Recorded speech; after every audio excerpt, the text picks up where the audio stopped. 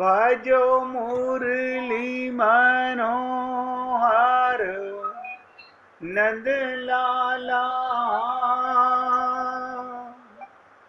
भजो मुरली मनोहर नंद लाला। भजो गिरिधर गोविंद गोपाला। भजो गिरिधर गोविंद गोपाला। भजो मुरली मनोहर नंद लाला। भजो मुरली मनोहर नंद लाला। भजो गिरिधर गोविंद गोपाला। भजो गिरिधर गोविंद गोपाला। भजो मुरली मनोहर नंद लाला। भजो मुरली मनोहर नंद लाला। भजो गिरिधर गोविंद गोपाला। भजो गिरिधर गोविंद गोपाला। बोलिए वृंदावन बिहारी लाल की जय। जय जय श्री राधे। जय जय श्री राधे। सभी भक्तों को आज वामन द्वादशी की हार्दिक शुभकामनाएं। देखिए, इस चतुर्मास में कितने उत्सव, क्या क्या आपको रोज सुनने को मिलता है। आज भाद्रपद मास के शुक्ल पक्ष की द्वादशी को अभिजीत मुहूर्त में भगवान वामन प्रकट हुए थे। आज मंदिरों के अंदर जो लोग जानते हैं वो वामन द्वादशी का उत्सव मनाते हैं। ये भगवान का अवतार, मैं भी सोच रहा था 5 मिनट पहले ही, एक वंश के लिए, एक परिवार के लिए भगवान ने कितनी बार अवतार लिया। सोचिएगा बार बार, राक्षस कुल के लिए, एक परिवार के लिए, हिरण्याक्ष के लिए शुक्र अवतार लिया, हिरण्यकश्यपु का वध करने के लिए और अपने भक्त प्रहलाद का वचन पूरा करने के लिए भगवान ने नरसिंह अवतार लिया, और बलि के कल्याण के लिए भगवान ने वामन अवतार लिया, और बलि की पुत्री यही पूतना बनकर के आई है, भगवान ने कृष्णा अवतार भी लिया। कितने कारण होते हैं ये आप और हम लोग नहीं समझ सकते। ये जो वामन अवतार लिया भगवान ने, इसका क्या कारण था। एक बार दैत्यराज बलि इंद्र को परास्त कर, दैत्यराज बलि ने इंद्र को परास्त करके स्वर्ग पर अधिकार कर लिया, आधिपत्य कर लिया। देखिएगा, ये एक बार नहीं, अनेक बार इंद्र हारा है, देवता हारे हैं राक्षसों से। पराजित इंद्र की दयनीय स्थिति को देखकर उनकी मां अदिति, ये कश्यप ऋषि के दो पत्नियां थी, दीति और अदिति। दीति से देवता और अदिति से राक्षस पैदा हुए थे। यानी अदिति के दुख को मिटाने के लिए उन्होंने अपने पुत्र के उद्धार के लिए विष्णु भगवान की आराधना की। भगवान अपने लिए नहीं, जन कल्याण के लिए, सही स्तुति, सही प्रार्थना, सही भाव के लिए अवतार लेते हैं। इस प्रसन्न होकर के भगवान विष्णु प्रकट होकर के बोले, हे देवी, अदिति के सामने भगवान प्रकट हुए और बोले, देवी चिंता मत करो, मैं तुम्हारे पुत्र के रूप में जन्म लेकर इंद्र को उसका खोया हुआ राज्य दिलाऊंगा। देखिए भगवान ने क्या वादा किया कि तुम्हारे पुत्र के रूप में और इंद्र का खोया हुआ राज्य दिलाऊंगा। और समय आने पर भगवान ने अदिति के गर्भ से वामन के रूप में अवतार लिया। उनके ब्रह्मचर्य रूप को देखकर सभी देवता ऋषि मुनि आनंदित हो गए। लेकिन ये भगवान का जो अवतार था 52 उंगल, इसलिए 52 अवतार बोला जाता है।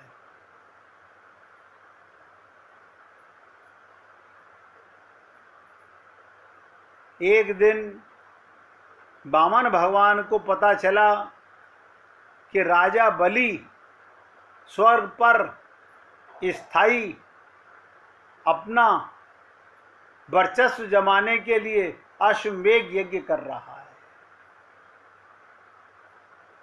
ये जानकर वामन भगवान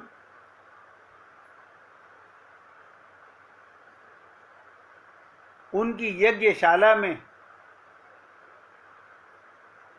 बलि के यज्ञशाला में ब्राह्मण का रूप, ब्राह्मण तो थे ही क्योंकि कश्यप भगवान के यहाँ पैदा हुए, कश्यप ऋषि के यहाँ पहुंचे।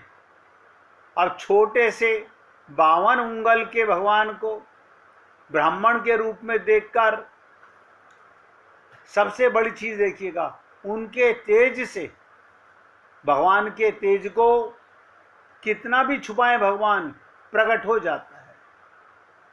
उनके तेज से यज्ञशाला प्रकाशित हो उठी। बलि ने ऐसे दिव्य ब्राह्मण को आया हुआ देखकर एक उत्तम आसन पर बिठाकर उनका सत्कार किया और अंत में उनसे भेंट मांगने के लिए कहा,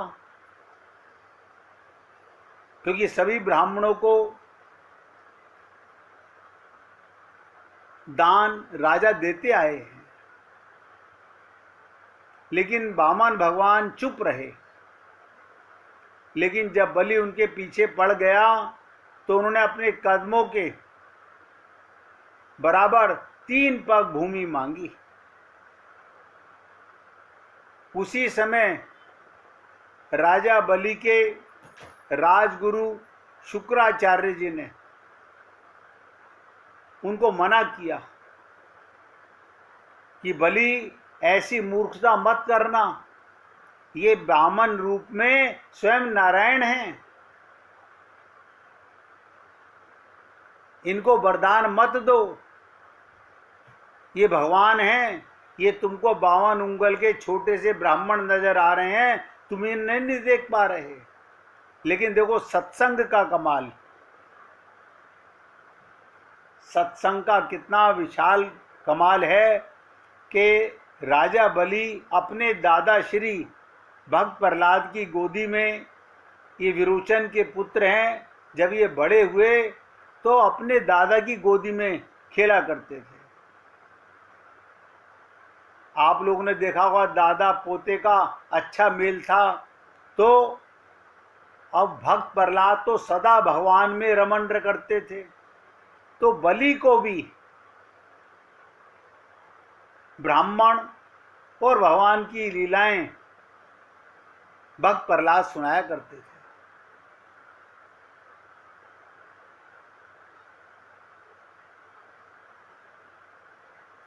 इधर गुरु मना कर रहे हैं शुक्राचार्य जी, लेकिन सत्संग का कमाल, विवेकी बलि ने क्या सोचा कि कहा भी शुक्राचार्य से, गुरुदेव आप एक तरफ तो कह रहे हैं नारायण हैं, स्वयं भगवान हैं, और मैंने अपने दादा श्री के मुखारविंद से सुना है सब कुछ भगवान का है। मेरे परदादा हिरण्यकश्यपु बहुत अहंकार में थे, उनका भी बलहरण करने के लिए स्वयं नरसिंह अवतार हुआ। भगवान के सामने मेरे परदादा श्री कुछ नहीं कर सके, और अब तो आपने गुरुदेव स्वयं बता दिया कि ये नारायण हैं, तो नारायण को भी वर देने में अगर मैं पीछे हटता हूं तो मैं राजा नहीं हूं, मैं राजा होने के लायक भी नहीं हूं। अब आप सोचिए, मैं कल आपसे बोल रहा था कि भगवान ने अपनी प्राप्ति के लिए आपको ये मानव चोला दिया। आज ये वामन अवतार की लीला में बहुत विशेष बात सुनिएगा।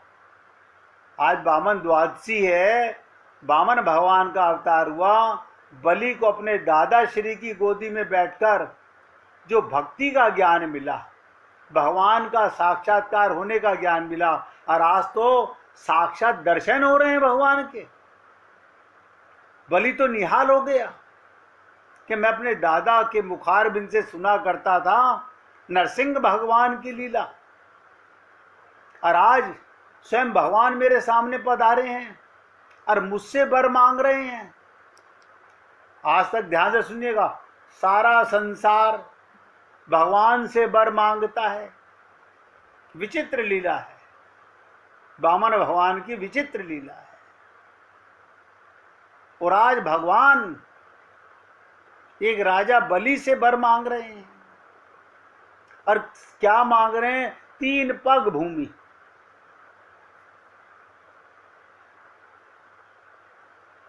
3 पग भूमि। और गुरु के मना करने के उपरांत भी राजा बलि ने सत्संग की बात को महत्व दिया और भगवान को, वामन ब्राह्मण को वरदान दे दिया। हाथ में जल लेकर 3 पग भूमि देने का संकल्प ले लिया। उसी समय राजा बलि की पुत्री रत्नमाला ये सब देख रही थी। इस सुंदर बालक वामन भगवान को इनका तेज इतना सुंदर था कि उसको शब्दों में बयान नहीं किया जा सकता। मन ही मन रत्नमाला ये कामना कर बैठी कि काश इतना सुंदर बालक मेरी कोख से पैदा हो और मैं उसे अपना स्तन पान कराऊं। मैं अनेक बार आप लोगों से निवेदन करता हूं कि भगवान कहते हैं, जाकी रही भावना जैसी, प्रभु मूरत देखी तिन तैसी। भगवान का देखो, उसी समय बलि की पुत्री रत्नमाला को भगवान ने वरदान दे दिया, हे देवी, तुमने मुझे पुत्र रूप में हृदय से कामना की है और अपना स्तन पान कराना चाहती हो, मैं तुम्हारा ये वरदान अवश्य पूरा करूंगा। आप लोग भली प्रकार से जानते हैं, वही पूतना बनकर के जब भगवान को जहर लगा के स्तनपान कराने आई तो भगवान ने किसी की नहीं सुनी। उस भाव से, उस भाव का, उस चित्त के भाव को मूल माना और भगवान ने रत्नमाला का जो पूतना बनकर आई उसका स्तनपान भी किया। हे पुण्यात्माओं, आप और हम लोग अभी तक अपने हृदय से भगवान के साथ ना तो कोई संबंध बना सके हैं और ना ही कोई चित्त का भाव भगवान से प्रकट कर सके हैं। संसार तो हमने खूब मांगा, शरीर का सुख, परिवार का सुख। आप बताइए कौन सा सुख मांगा जो कभी मिटे नहीं? शरीर का सुख मांगा, शरीर मिटने वाला, शरीर की सुख सुविधा मांगी, मिटने वाली। जब भगवान ने बलि के वरदानों में 3 पग भूमि मांगी तो 1 पग में पूरी पृथ्वी को नाप डाला। भगवान का विराट रूप सोचिएगा। उस समय राजा बलि देखकर लोग कहते हैं विस्मित हो गया ना, भगवान का विराट रूप देखकर प्रसन्न हो गया कि मेरे गुरुदेव आपने सत्य कहा था, ये ब्राह्मण नहीं, ये तो नारायण है। और आज मुझे सत्संग का लाभ मिला, मेरे दादा श्री को नरसिंह भगवान का अवतार देखने का दर्शन मिला और आज मुझे राजा बलि कहते हैं मुझे भगवान के वामन रूप में विराट रूप देखने को मिला। ये विराट रूप भक्त प्रहलाद को भी देखने को नहीं मिला था।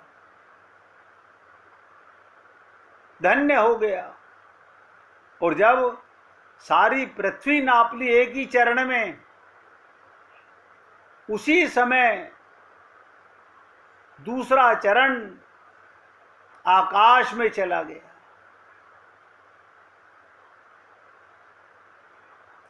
जहां ब्रह्मलोक में ब्रह्मलोक तक गया, उसी समय वामन अवतार के अंदर भगवान ब्रह्मा जी ने भगवान विष्णु के उस चरण का अपने कमंडल के जल से, अपने कमंडल के जल से अभिषेक किया। उसी से गंगा प्रकट हुई भगवान के चरणों से। और बलि के सामने प्रश्न आ गया कि बलि 2 चरण तो मैंने नाप लिए, तीसरा चरण बता कहां रखूं? तीसरा चरण कहां रखूं? उस समय रत्नमाला बलि की पुत्री ने हृदय में कहा, अरे ऐसे बेटे को मैंने अभी कामना की थी कि ऐसा बालक मेरा बेटा बने। अगर मेरा बालक ऐसा करे, मेरे पिता को ठगे, तो मैं तो उसको जहर देकर मार दूंगी। भगवान ने उस समय वो भी वरदान स्वीकार किया। एक रत्नमाला एक बालक के साथ 2 कामना करती है और भगवान दोनों को स्वीकार करते हैं। लेकिन बलि बहुत बड़ा सत्संगी था अपने दादा श्री के, और सामने दादा श्री भी विराजमान थे।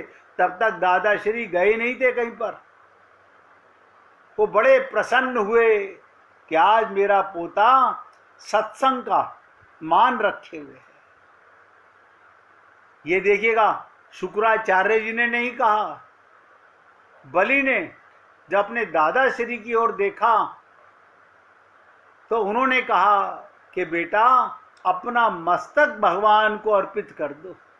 तुमने बाकी सब तो दान कर दिया, लेकिन अभी तुम तो बचे हुए हो ना, और हम भगवान को क्या दे सकते? अपना मस्तक समर्पण, इसे कहते हैं समर्पण करना। और राजा बलि ने अपना मस्तक भगवान के तीसरे चरण रखने के लिए और जैसे ही भगवान ने तीसरा चरण मस्तक पर रखा, भगवान प्रसन्न हो गए। देखिए, नरसिंह रूप में भगवान भक्त प्रहलाद से प्रसन्न हुए और उससे कहा था कि बेटा वर मांगो। आज बलि से भी भगवान कह बैठे कि बलि, मैं तुम्हारे दान वीरता से प्रसन्न हुआ हूं, तुम मुंह मांगा वर मुझसे मांग सकते हो। अब आप सोचिएगा, राज तुम दे चुके, तीनों लोकों पर मेरा कब्जा हो चुका, तुमने अपना देह भी मुझे दे दिया। तो बलि ने क्या कहा कि प्रभु, मुझे आप जहां भी भेजें मैं हंस के जाना स्वीकार करूंगा, लेकिन आपने मेरे से एक वर मांगने को कहा है, तो मेरा ये वर मांगता हूं कि जब भी भगवान ने कहा मैं तुम्हें पृथ्वी लोक नहीं पाताल लोक देता हूं, और पाताल लोक वो आप और हम लोग सोच नहीं सकते। राजा इंद्र के इंद्र लोक से भी बड़ा लोक है, जहां पर भगवान ने बलि को भेजा। और बलि ने क्या मांगा कि प्रभु, मैं अपने महल के जिस भी द्वार से जब भी बाहर निकलूं तो मुझे आपका दर्शन होना चाहिए। आप सोचिए, आप और हम तो मनुष्य देह में हैं, हर पल भगवान अपने होने का अनुभव कराना चाहते हैं, आप और हम लोग अनुभव नहीं करना चाहते। भगवान ने तथास्तु कहा, और बलि को वो जिस भी महल के दरवाजे से बाहर निकलता तो भगवान वहां पर पहरेदार बनकर अपने भक्त को दर्शन देते हैं। ये भगवान की भक्त के प्रति कितनी बड़ी उदारता है। अब आप सोचिएगा, सब कुछ गंवा चुके बलि को अपने वचन से ना फिरते हुए देख वामन भगवान प्रसन्न हो गए। आप और हम लोग, आज मौका है, याद दिला देता हूं, एक वचन आप ने, हमने सब ने माता के गर्भ में काल कोठरी में भगवान से किया था 7वें मास में कि हे नारायण, एक बार मुझे इस जेल खाने से, नरक से बाहर निकाल दीजिए, मैं इस बार शपथ लेता हूं। देखिए, उस समय आपको अपने पूर्व जन्मों का सब कुछ भगवान ने पिक्चराइज करा दिया था, और आपने क्षमा मांगी थी कि भगवान इस बार मैं त्रुटि नहीं करूंगा। लेकिन बाहर आने के बाद हम माया के बंधन में इस कदर उलझ गए, अपने को काया मानने लगे और माया के बंधन में आ गए। हे पुण्य आत्माओं, आज वामन द्वादशी है। मैं तो आप लोगों से निवेदन करता हूं, ये मौका मत गंवाइए। मुझे कोई बता दो संसार की ऐसी कोई वस्तु जो घटमान ना हो, कोई ऐसा सुख बता दो शरीर का जो घटमान ना हो। अरे आपका शरीर ही 24 घंटे में मर जाता है, चला जाता है, मिटता जा रहा है, नदी की तरह बहता जा रहा है, लेकिन आप अभी भी अपने उस लक्ष्य को नहीं पहचान पा रहे, उस उद्देश्य को नहीं पहचान पा रहे जिसे गोपियों ने पहचाना। इसलिए वामन द्वादशी पर मैं फिर आप सब पुण्य आत्माओं से नम्र निवेदन करता हूं कि हे पुण्य आत्माओं, अपने कल्याण का मार्ग अभी खुला हुआ है। आप अपने को धोखा मत दो। शरीर मिटने वाला है। भगवान के अनुभूति को सब अनुभूति कर सकते हो। कितने प्रमाण दिए भगवान ने आपको अनुभूति के लिए। आप आंख से देखते हो तो ये नहीं देखते कि इस आँख को ताकत कहाँ से आ रही है, पैसे से आ रही है कि मम्मी पापा से आ रही है, या बैंक बैलेंस से आ रही है, या बेटा बेटी को ही दे रहा है, ये आपका ज्ञान है ये, लेकिन हम नहीं समझ पा रहे।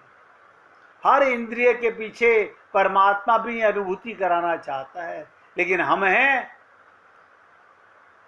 अपने को शरीर मानकर, परिवार को अपना मानकर, संसार को अपना मानकर माया में इस कदर लिप्त हो चुके हैं, हम अपना कल्याण नहीं करना चाहते। आज वामन द्वादशी है, आज फिर मौका मिला है आप लोगों को अपने मन को समझाने का, अपने आप को शपथ दिलाने का कि मैं अपना कल्याण करना चाहता हूँ या नहीं चाहता हूँ।